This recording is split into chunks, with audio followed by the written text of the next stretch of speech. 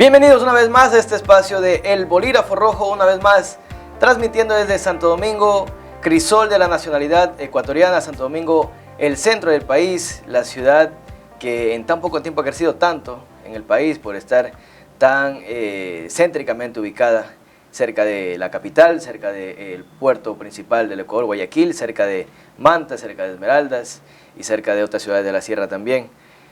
Para mí es un gusto tenerlos o estar enfrente de ustedes una vez más cada domingo en Saracay Televisión.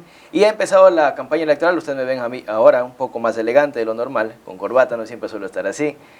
Porque comenzó la campaña electoral y, como es usual, los candidatos de la presidencia de la República empiezan a viajar por todo el país, a visitar el país, y como Santo Domingo es ciudad céntrica importante de nuestro país, obviamente tienen que pasar por aquí. Y hoy es el caso que tenemos acá a Daniel Noboa, candidato a la presidencia de la República, hijo del empresario Álvaro Noboa, quien tantas veces fue candidato a la presidencia de la República también. Pero antes de presentarlo y que empecemos esa entrevista, agradezco a Camisería Inglesa por, bueno, yo tengo la dicha de ser vestido por Camisería Inglesa, que me tiene presentable para una ocasión como la de hoy. Camisería Inglesa está ubicado en la Río Lelia, diagonal al Hospital del IES. Corbatas, camisas, zapatos, medias, pantalones, ternos, todo para lucir como un caballero, y más cuando tienes una entrevista con un candidato presidenciable.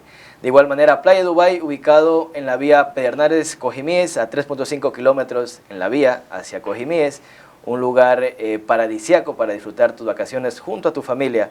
Playa Dubái, a 3.5 kilómetros en la vía Pedernales a Cojimíes, a 2 horas de Santo Domingo. Santo Domingo es, yo creo, de las personas que vamos a Playa Dubái, que está ubicado en Pedernales, gastronomía, una vista hermosa, el mar, a mí me encanta el mar. Y sin más, doy la bienvenida al invitado de esta semana en El Bolígrafo Rojo. Un gusto tenerlo aquí, al candidato a la presidencia de la República, Daniel Noboa. Excelente. ¿Qué tal? ¿Qué más? ¿Cómo vamos, Daniel? Todo muy bien, todo muy bien. Estuvimos esta mañana en Manta. Ahora, ¿Viniste de Manta hoy? Sí, ahora estamos acá en Santo Domingo, vamos a recorrer en la provincia y de ahí al final de la tarde vamos para Santa Elena. Estamos recorriendo el país, estamos haciendo 2 o 3 provincias al día y vemos la aceptación de la gente, vemos que hay una alegría, también un sentimiento de nostalgia de lo que era fue, tu papá. de lo que fue mi papá y mi madre también. Pero estar en 3 provincias, me imagino que estás viajando en avioneta o en helicóptero, porque en carro es complicado viajar. Sí, a veces en avioneta, a veces en helicóptero, pero tenemos que llegar a todos lados. Ahorita la prioridad es dar a conocer las propuestas, es conversar con la gente, y eso hay que hacerlo presencial. Estar nomás sentado y manejando redes no te da la misma cercanía. ¿Cafecito tienes de ahí, Daniel? Sí, gracias. Para amenizar un poco, yo antes el programa lo hacía con cerveza. Pero ya me dijeron que mejor no ponga la cerveza porque eso le quita seriedad al programa y quiero irme con mar en serio y que no me vean como un borracho. Pero, Daniel, visitar así en avión o en helicóptero vía aérea está perfecto porque tienes la facilidad de poder llegar a más lugares y en tan poco tiempo, pero no te aleja eso de conocer la realidad del país, de cómo están las vías, de ver, no solo la vía, sino los pueblitos, cada poblado que vas pasando. Bueno, sí lo hacemos, pero lo hacemos estratégicamente. Una vez que llegamos a la provincia, de ahí recorremos los pueblos, de ahí recorremos, vemos la cercanía. Pero si es que las vías estuviesen bien, no tendría que volar. Exactamente. Si las vías estuviesen en perfecto estado, pues sería más fácil hacerlo por tierra. En este momento, esta semana estuvimos en la provincia de La Suay, todas las vías cerradas. Acá, todas las vías destrozadas. El norte de Manabí, también, un despelote, no se puede sacar los productos del este de Manabí a los puertos, y eso afecta al desarrollo económico de cada provincia, afecta también el transporte de personas, no se puede visitar a la familia igual, entonces es complicado. Vamos a hablar un poquito de Daniel Noboa y luego vamos a hablar también acerca de tu padre, porque es importante que la gente te relacione también con tu padre, eso ayuda a la campaña. Pero, ¿quién es Daniel Noboa? Yo voy a una entrevista tuya en Ecuavisa con Lenín Artieda y tú decías que a los 16 años empezaste a trabajar ya en las empresas de tu papá. Sí, mi primer trabajo. ¿Fue tu primer trabajo? Sí, pasantía. Estaba de pasante ahí en el sur, en el Guasmo, en Tramao, al lado del puerto marítima, por el lado de Contecón. Sí. Eso es zona caliente. Claro. Pero sí, así empecé. Mi padre siempre nos inculcó que trabajemos, que nos esforcemos para obtener lo que queremos. Entonces, digamos que nunca tuve un problema con trabajar, siempre me gustó. Claro, y porque generalmente la gente podría decir, no, él como es hijo de papi, siempre la gente dice así, no, hijo de papi, tuvo todo y no tuvo que trabajar. Pero me imagino que en este caso tu papá siempre les inculcó el trabajo, no que porque tengan las posibilidades que puedan tener, significa que no tengas que trabajar o buscártelo o sudártelo. Sí, hay también bastante sufridor, pero uno no escoge ni dónde nace, Así es. ni cómo se llama, ni quiénes son sus padres. Así es. Entonces eso de ahí es... No, y aparte... es algo que no lo podemos elegir, simplemente así es como pasa. Lo que podemos hacer es en nuestra vida usar digamos, esas bendiciones para hacer el bien, para trabajar por el pueblo, para tener éxito empresarial, estudiar, esforzarse. Entonces es más que nada cuál es la perspectiva de vida de cada uno y si es que lo hace positiva o negativamente. Una vez un compañero de trabajo me decía, no, dice, pero es que tú porque naciste en cuna de oro. Y le digo, pero, se llama don Jorge Chávez del programa En la Mira, y yo le decía a don Jorge, pero ¿no se supone ese que es el fin de cualquier padre, de que un hijo nazca o que tenga las posibilidades de una buena educación, unas buenas vacaciones? Me imagino que ese es el fin, ¿no? Porque tampoco tener un niño o tener un hijo sufriendo necesidades tampoco es lo óptimo. Entonces, a la final, lo que tú decías, uno como hijo, cuando está en el vientre de la madre, uno no decide a qué familia va a venir, sino que nace. Aunque el otro día hablaba con el ufólogo Jaime Rodríguez, y él decía, no, que en cambio uno cuando está en el cosmos, uno elige en qué familia va a nacer. Pero bueno, eso ya es campo de otro estudio. Pero, ¿qué anécdotas tienes tú de la familia, como Daniel Noboa, con tus primos, con tu familia, hermanos? ¿Cuántos hermanos son? Somos 3 varones, y de ahí Carla, que pues ella es mi hermana, pero fue criada con nosotros, es la hija de mi tía Nonoy. Ah, ya. Pero son 3 varones, entonces, y tú eres el menor. Yo soy el mayor. Ah, ¿tú eres el mayor de los 3? Soy el mayor de los 3. No, yo me confundí. Tú decías que en cambio en nietos no eras el primer nieto, eras como el... Número 15. Número 15, claro, Sí. eso también lo veía en esa entrevista. El número 15. Muy bien. Vamos también a recordar el pasado y como digo, la gente quiere conocerte. ¿Qué anécdotas tienes tú? Me imagino que serán algunas. De campañas en las que hayas estado con tu padre y con tu madre, alguna anécdota que haya pasado a lo mejor un poco sentimental o a lo mejor adrenalina, graciosa puede ser, que haya pasado, no sé, imagino en algún cantón o en un milagro y que llegó mucha gente a abrazar a tu padre, muchas gracias, o algo así que nos puedas contar de las campañas en las que estuviste con tus padres. Bueno, en el año 2006 trabajé en la campaña con mi padre y la viví la campaña completita. Me acuerdo una vez que estaba llegando él al debate de CNN tarde, agarró a un policía, se trepó en la moto con el policía y de ahí pues fue perdiendo los carros y llegó a tiempo justo al debate. ¿Al debate del CNN o del CNE? Al CNN. Ah, ¿del CNN? Sí, fue CNN en ese momento, en el 2006. Ah, ya. Y nos lanzaban pues mandarinas, nos lanzaban pues cosas, pero al final él siempre tenía la mente bien enfocada y vi eso de ahí, se me quedó bien plasmado en la mente. Mi madre también, el hecho de verla en las brigadas médicas y la empatía que tenía siempre con niños y con las familias más necesitadas y la adoraban. Ella en el 2006 fue congresista, le ganó a León Febres Cordero en Guayas. Ah, ya. Fue la asambleísta, en ese momento congresista más votada. Entonces se ve cositas como esas que lo vi creciendo. Ahora estuvimos en Puerto Viejo, en la casa de don Moisés, que en el año 2006 mi padre rifó una casa en un programa habitacional y Moisés se la ganó. En esa casa crecieron sus hijas, en esa casa está creciendo uno de sus nietos. Y él se acuerda de ese momento, él se acuerda que mi padre lo fue a ver. Y hay mucha gente agradecida a nivel nacional con el trabajo que hizo él, con el trabajo que hizo mi madre, y ahora con el trabajo que estamos haciendo nosotros. Como asambleísta, pues digamos que fui uno de los pocos que verdaderamente se sacó la madre en la asamblea, y yo no tenía ninguna necesidad de estar ahí. En el momento que daban la muerte cruzada, yo decía, no tengo problema, me voy. También tenemos la Fundación DNA. Ayudamos a más de 35.000 familias en Santa Elena durante la pandemia. Y eso de ahí fue algo especial, porque era la época de mayor necesidad, era la época de afrontar las cosas, no de renunciar a las necesidades, sino de afrontarlas de cara. Había mucha gente con miedo. Aún así logramos dar medicinas, logramos llegar a familias que tenían un diabético, que tenían a alguien con un problema serio, que no podían ir a los centros de salud porque se contagiaban y chao.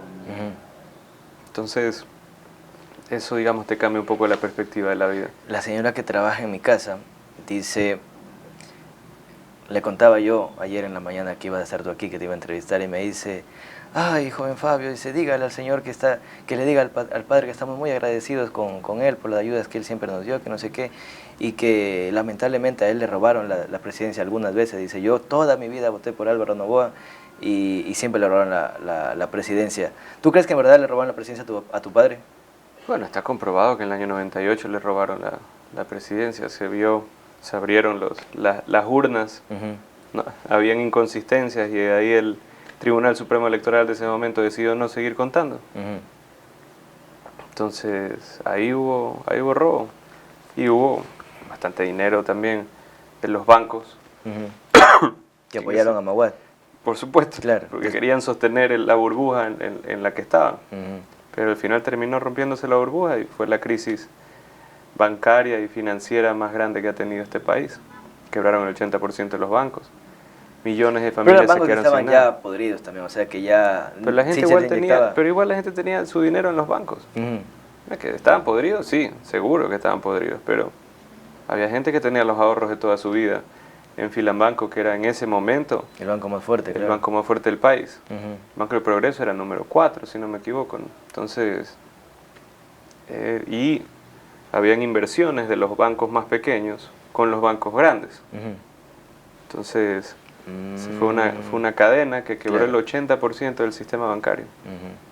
¿Tienes hijos, Daniel? Sí, tengo una hija de 4 años y tengo un hijo de 1 año, 4 meses.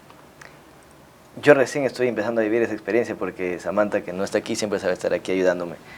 Tiene 4 meses de embarazo, yo estoy con esta ilusión de que voy a ser padre y tratando de ver, instruirme qué cosas no hacer, qué cosas se dicen, o sea, tratando de meterme en el rol de padre. ¿Cómo fue para ti entrenarte o esta ilusión de ser padre cuando te enteraste que tu esposa iba a ser madre? Pues es algo que nadie te lo puede contar. Eso es algo que a uno le toca, por lo menos con el primer hijo, ahí uno aprende, o sea, a las bravas.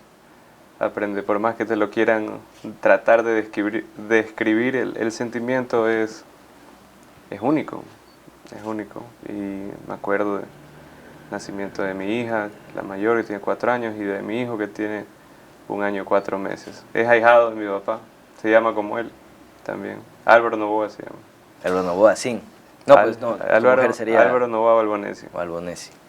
Y es un personaje, Los dos son unos personajes.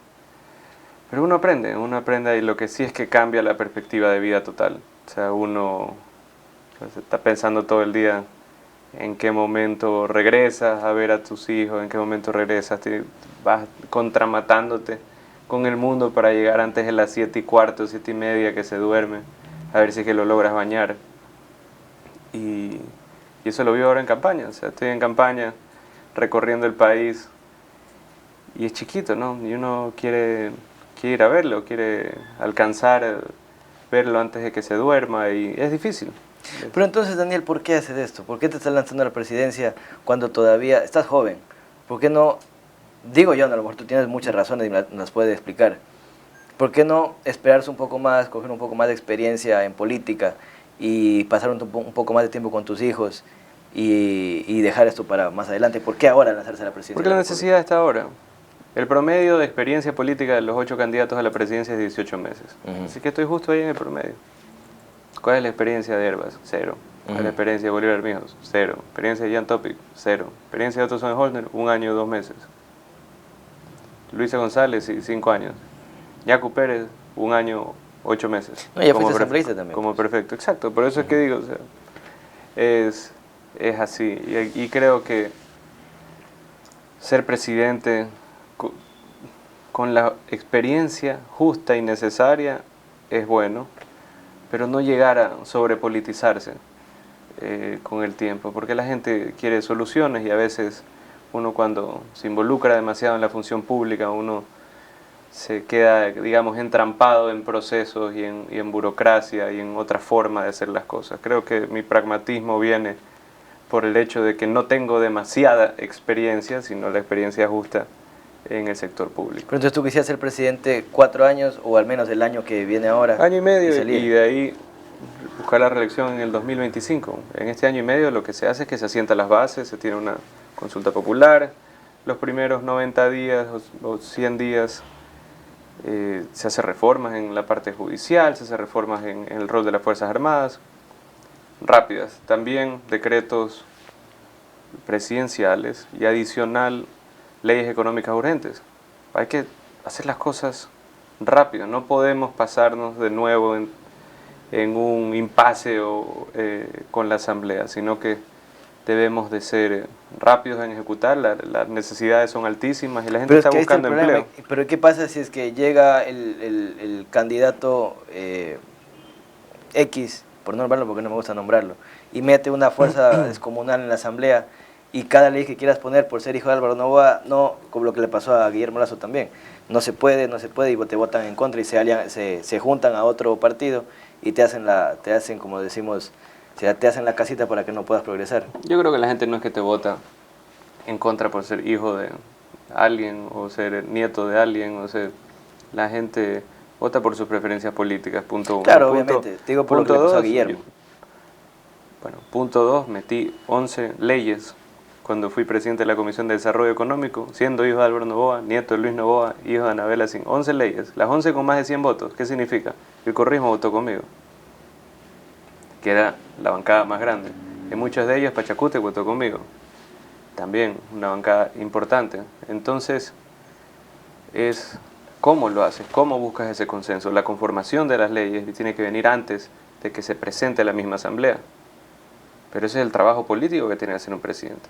No simplemente lanzar la pelotita a la Asamblea y después, ay, no, es que son unos desgraciados que no me aprobaron la ley.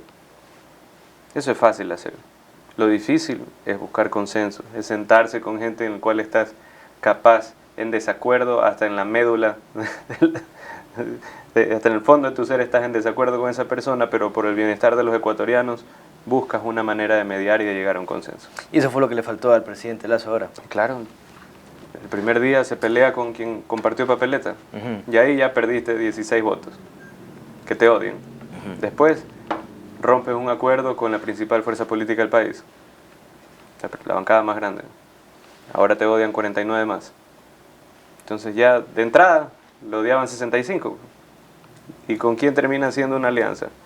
Con Pachacútec, que ideológicamente Tan opuestos. es lo opuesto, o sea, es lo totalmente opuesto.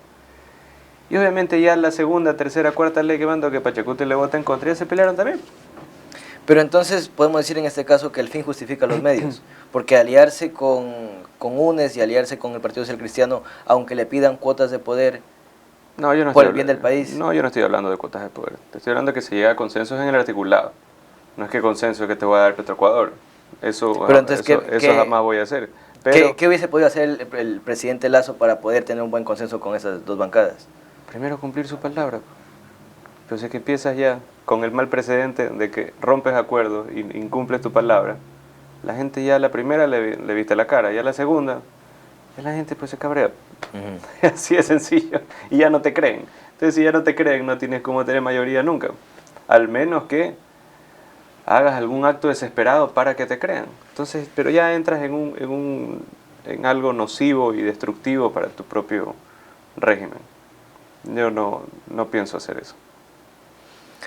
De lo que has visitado el país, ¿cuál es la necesidad más grande que has visto? Salud, porque hay un candidato que está hablando solo de seguridad, pero la seguridad es solo la punta del iceberg cuando el problema viene abajo, falta de No creo trabajo. ni siquiera que es la punta del iceberg. Sí, la inseguridad es muy importante, muy importante. Cuando le preguntas a todos los ecuatorianos cuál es el problema, cuál es el mayor problema del Ecuador, te contestan inseguridad. Cuando le preguntas cuál es su mayor problema, dicen la falta de empleo, el alto costo de la vida, el alto costo de los pasajes, el alto costo de los combustibles, la falta de clientela. Entonces, cambia un poquito. Cuando el principal problema también es la falta de empleo de la persona para poder pagar su vida, falta de empleo que genera también tributación y aporte al seguro social para pagar los programas sociales, para pagar los jubilados, para pagar los hospitales, empleo que va a generar IVA también, porque pues se consume más. Pero ¿cómo generamos empleo? Y de esa manera, ese IVA recaudado te sirve para financiamiento del Estado. Tienes que volver el Estado más competitivo. 4 elementos. Bajar el costo de combustibles, refinando 150.000 barriles diarios en el Ecuador en vez de vender los spot, que ahí timbran $5 de comisión exportación de crudo, $2 de comisión por importación de combustible. Más de $1 millón al día que sale de los bolsillos de los ecuatorianos, un poco de comisionistas. Punto 1, eso baja el diésel, nada de andar refinando Ecopaís, Ecoplus Plus, eso no sirve para nada. El diésel es lo que se usa para el transporte público, es lo que se usa para el transporte de carga y el transporte de víveres. Entonces controlas inflación con baja de combustibles. Invertir en transmisión eléctrica. El problema no es generación, el problema es la transmisión. Tenemos una transmisión carísima. 5 centavos, cuando el promedio del mundo desarrollado es cerca de 3. Ahí hay 2 centavos. ¿Qué significa eso? Que de los 8 centavos y medio, le bajas 2 centavos de costo de electricidad, baja 20% de la planilla de luz. De cada uno de los ecuatorianos, de las fábricas, de los locales comerciales. O sea, tengo que cambiar toda la red eléctrica del país. No es cambiar toda, es invertir en transmisión. Las líneas de transmisión son deficientes y antiguas. De esa manera hay mucho desperdicio. No importa cuánto generes, si se desperdicia mucho en el camino, provincias como Santa Elena, provincias como Manabí, que están lejos de las hidroeléctricas, esas son las que más sufren. Porque ahí sufre, con mala transmisión, sufre lo que está más lejos de la generación.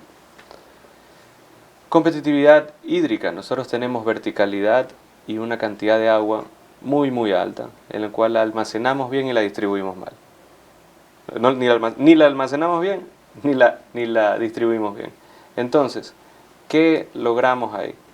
Si logramos un dragado continuo en los ríos secundarios y terciarios y protegemos las poblaciones, eso ya es un beneficio, menos gasto público en desastres naturales.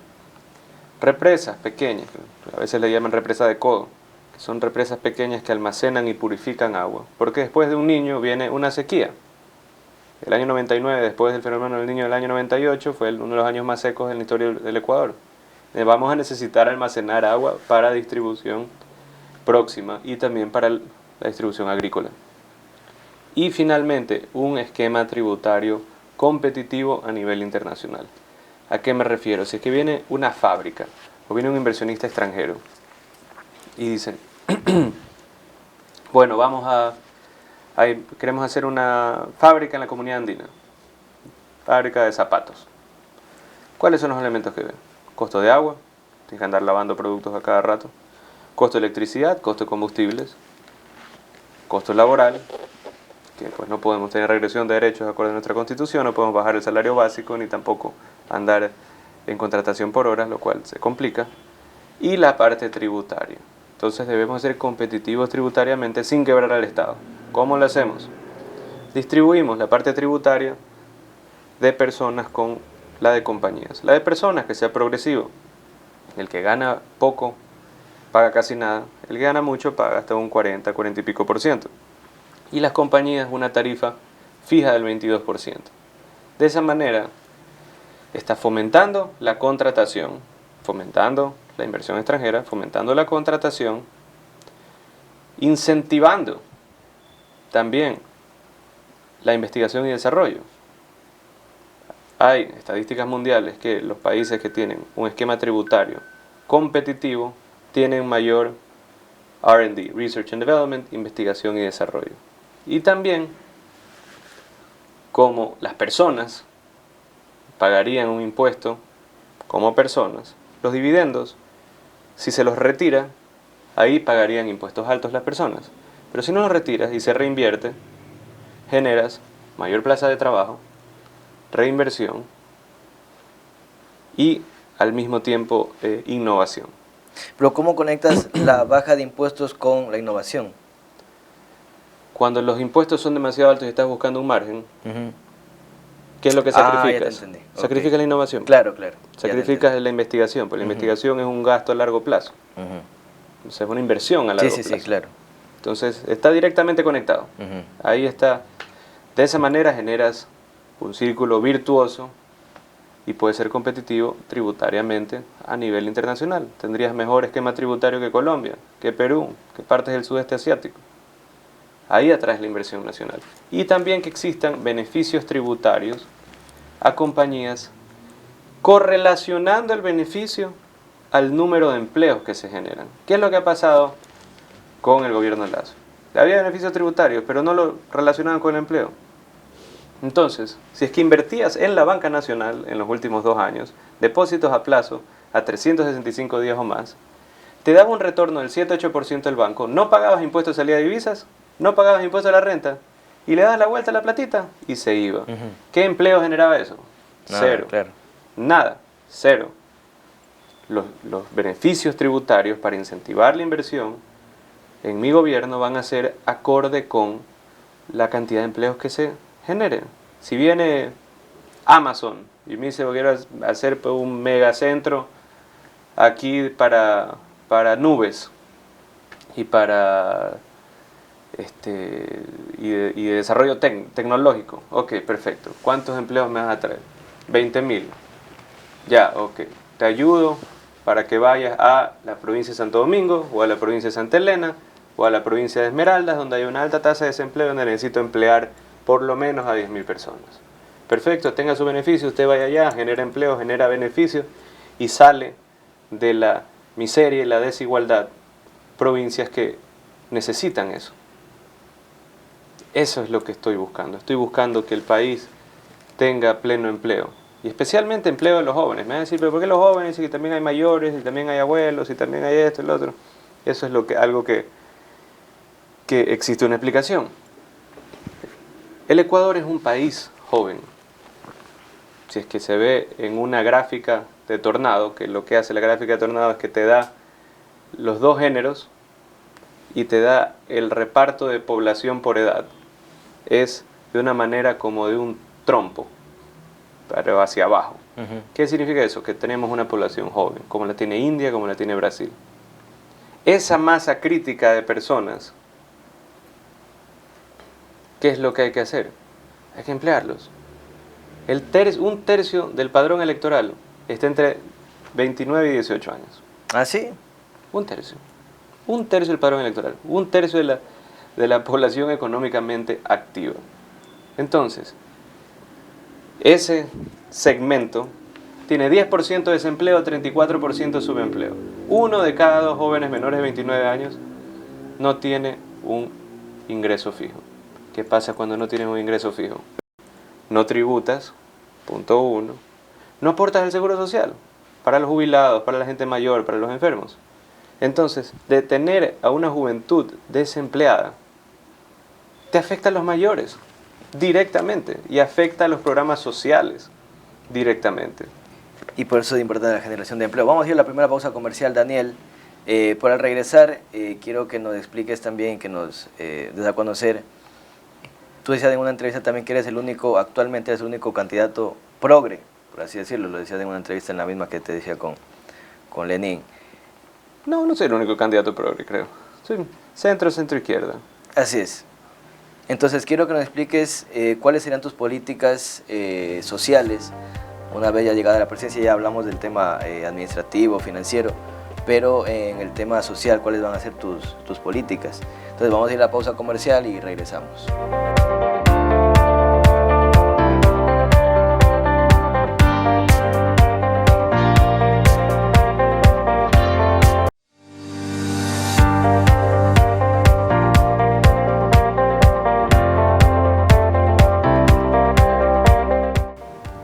Regresamos a este espacio de El Bolígrafo Rojo y seguimos conversando con Daniel Noboa, candidato a la presidencia de la República, hijo del empresario Álvaro Noboa.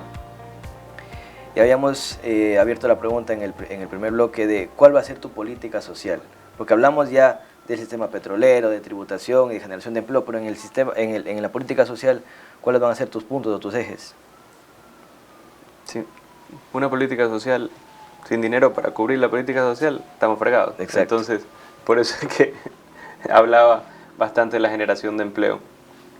Pero, política social, algo importantísimo. No podemos tener una juventud que quiere estudiar y que no puede. Empecemos por educación. 340.000 jóvenes entre 17 y 19 años hicieron el examen del Cenecit. De esos 340.000, 200.000 aproximadamente no tuvieron cupo. Solo 140.000. Entonces tienes 200.000 jóvenes que son ninis, ni trabajan ni estudian. Y ahí tienes un problema. Algunos caen en depresión, otros caen en vicios, otros caen en bandas delincuenciales. ¿Por qué? Porque el Estado, ¿no?, que debería garantizar la educación de los ecuatorianos, no está dando el cupo. ¿Cuál es el problema? No solo el problema es construyamos una universidad, que sí vamos a construirla. El problema es laboral. Hay muy pocos profesores con el certificado, la certificación adecuada para ser docentes en el sistema público.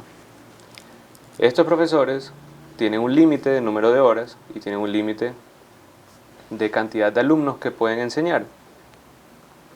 Pero en mi gobierno lo que vamos a hacer es el certificado T. Vamos a acreditar a profesores para que puedan ser profesores en institutos técnicos, sistemas duales, trabaja y estudia simultáneamente, y en carreras telemáticas. Porque hay mucha gente que ya se acostumbró, también desde la pandemia, a estudiar telemáticamente.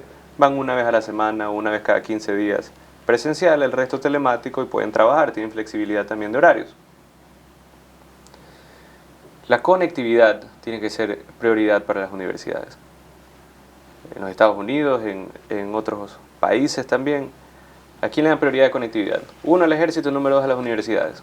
¿Por qué? Porque son sectores estratégicos que necesitan la mejor conectividad. No le estamos dando la prioridad nosotros a los centros de estudio públicos. Vamos a mejorar la conectividad, eso es con inversión, cerca de $80 millones para que sea casi que una autopista de alta velocidad los recintos universitarios. Y al tener el certificado T, lo que vamos a lograr es que vamos a cubrir la demanda de todos estos jóvenes que hoy en día no tienen cupo y que pueden estudiar. Vamos a dar opciones de educación.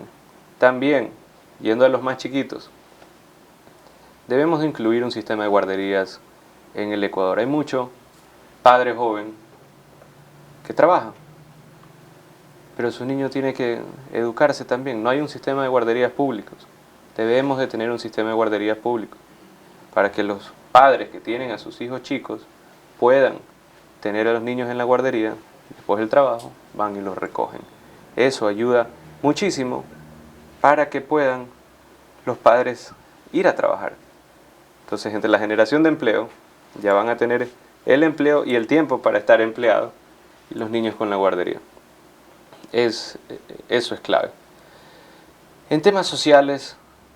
Un ratito quiero detenerme en la universidad. Dices que vas a hacer una universidad, que sí la vas a hacer, y antes de todo esto lo de los profesores. 4 institutos técnicos regionales. No universidades. Eso es lo que vamos a hacer. ¿Cuál es la diferencia entre una universidad y un instituto técnico? En un instituto técnico también puedes tener carreras técnicas de 2 a 3 años. En ese hay demanda en este momento, y cuando se generen las fuentes de trabajo va a haber demanda para diferentes segmentos. Va a haber demanda pues para abogados, pero asimismo también para un técnico de frío, para un técnico mecánico, para un técnico hidráulico. Entonces, esos trabajos que van a existir, tienes que tener gente preparada para esos empleos. O si no, pues va a ser muy difícil para las compañías que quieran invertir tener mano de obra certificada. Entonces tienen que ir ¿Y en dónde serían estos 4 institutos? Tienen que ser regionales, tienen que estar en lugares donde hay alta necesidad. Por ejemplo, ¿en dónde? Dame 2 de los 4. Ok, el 1 entre el norte de Manabí y Los Ríos, que puede ser ubicado pues, en Santo Domingo, puede ser ubicado cerca del Carmen. Ese es un lugar estratégico por población y por distanciamiento hacia los lugares donde hay población. El otro tiene que ser en el sur, tiene que ser entre el Oro y el Austro.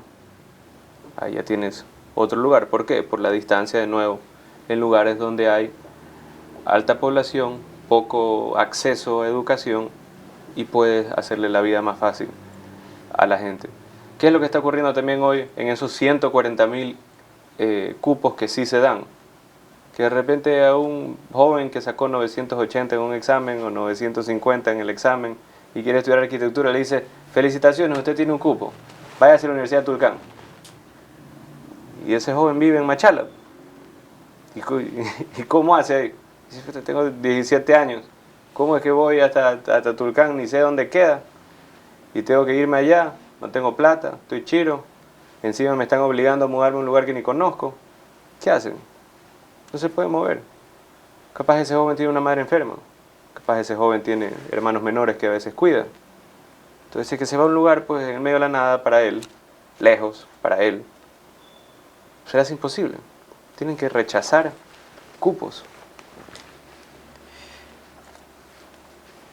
Hablamos de la universidad, quiero también tratar el tema de la consulta popular. ¿Qué es lo que vas a impulsar dentro de la consulta popular? ¿Qué es lo que vas a cambiar de la constitución del país? Porque la consulta me imagino que es para cambiar algo en la Constitución. Seguridad, reformas judiciales y el rol de las Fuerzas Armadas. Esas son las tres cosas. A ver, detallemos de eso. La parte reforma judicial, tiene que haber protección a fiscales y jueces, que en este momento no hay, a los que son honestos. Protección real, en este momento son sujetos a amenazas. Y que fiscales y jueces que están en actos de corrupción reciban una pena de 30 años y se vayan a la cárcel. Jurados. Hubo jurados aquí en el Ecuador por 80 años. Jurados en casos de corrupción y en delincuencia organizada. De ese momento le quitas la potestad a uno o dos jueces o a un fiscal de decidir. Lo decide la ciudadanía. Entonces, de esa forma, es más difícil, digamos, que se compren a todo el jurado. Pues habría menos corrupción en las sentencias, menos corrupción en las acusaciones de fiscalía. ¿Qué opinas de los jueces sin cara? Con una capucha en la cabeza y que no sepa quién es el juez. Puede ser un arma de doble filo, no digo que es una mala idea, hay que darle un profundo análisis a eso, porque así mismo como tiene la capucha, también puede irse al otro lado, puede hacer sentencias que son una barbaridad, sin responsabilidad alguna, sin el rechazo público. Dice, bueno, ya alguien que violó a 8 niños, y tiene un juez sin cara, y dice, bueno, inocente. No sabe pues quién fue el desgraciado que lo dejó libre. Que lo dejó libre. Hay una... Se me escapa el nombre, pero para hacer la consulta popular necesitas 8 preguntas, o las que sea, 7, 6, según las que decidan, que necesitan ser aprobadas por la Corte Constitucional. Correcto. Yo conozco de un banco de preguntas de 8 que ya están aprobadas, eso impulsó aquí un doctor de Santo Domingo, se llama el doctor Orlando Amores, pero que están ahí, ya están aprobadas, pero no les dan para ahora, las tienen ahí guardadas. ¿Cómo harías tú? O sea, me imagino que te vas a sentar con tu grupo de asesores a detallar cada pregunta. Vamos a hacer preguntas que hagan sentido con nuestro plan de desarrollo y con nuestro sistema, que lo que está buscando es generar bienestar y generar empleo a nivel nacional. Eso también implicará seguridad jurídica, seguridad física y también pues unas reformas, bases para que podamos salir adelante. ¿Tú crees que el Ecuador vive en un narcoestado? Sí. ¿O no? ¿Sí? Sí. Por eso yo uso el término narcoterrorismo. Yo no uso delincuentes normales, porque eso es lo que quisieran, que sean considerados delincuentes comunes. Al ser considerados delincuentes comunes, te das bala nomás con la policía, te vas preso, no pasa nada. Al ser considerado narcoterrorista, eres un enemigo del Estado. Al ser enemigo del Estado, entra también las Fuerzas Armadas.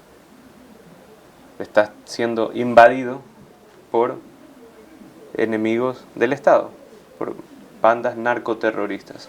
Pero ¿cómo se rompe esa estructura de narcoestado? Porque yo lo que entiendo es que parte del narcoestado tienes que afectarlos económicamente y tienes que afectarlos de una manera de defensa y también en la reforma carcelaria. Sí, pero la estructura me refiero a que cómo el narcoestado se conforma es cuando por el Consejo de Participación Ciudadana y Control Social, perdón, se me traba la lengua, ponen ellos a los jueces que necesitan poner para poder salir libres, o en el Consejo Nacional Electoral ponen los candidatos o candidatos a alcaldes o prefectos que ellos necesitan poner. Bueno, uno, elegir bien. Pero aunque elijamos por Alvarito 3 veces y le van a robar la campaña, la presidencia de Alvarito. Bueno, control electoral. O si no, pues vámonos todos nomás del país y dejamos aquí que todo se incendie. Tampoco esa es la solución. Hay que tratar. Y el Consejo de Participación Ciudadana no es que deciden ellos quiénes son. Ellos son los que hacen el concurso y supervisan el concurso, y hay un comité que califica a los fiscales y a los jueces. Pero hay que afectar económicamente, como la UAFE tiene que estar reestructurada, tenemos que cerrar las fronteras y también que haya presencia militar en los puertos.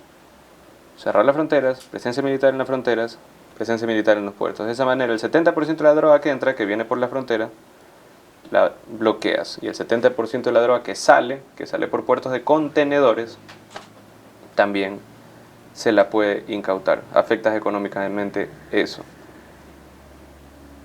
El segundo punto ahí es las cárceles.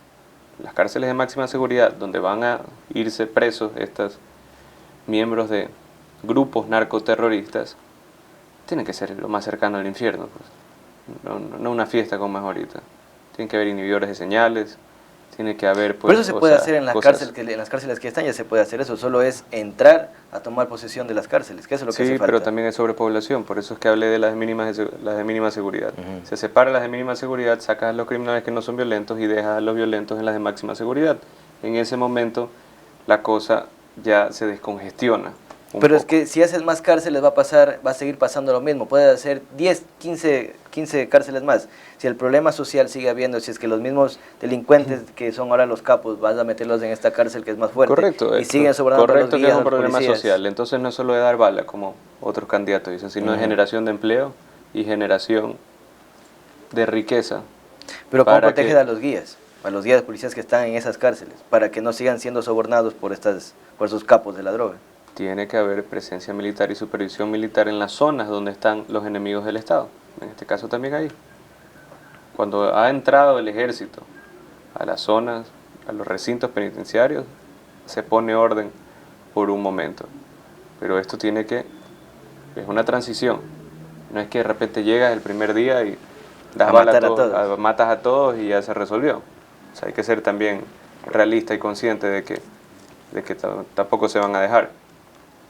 Y si es así, igual calientan las calles y la inseguridad y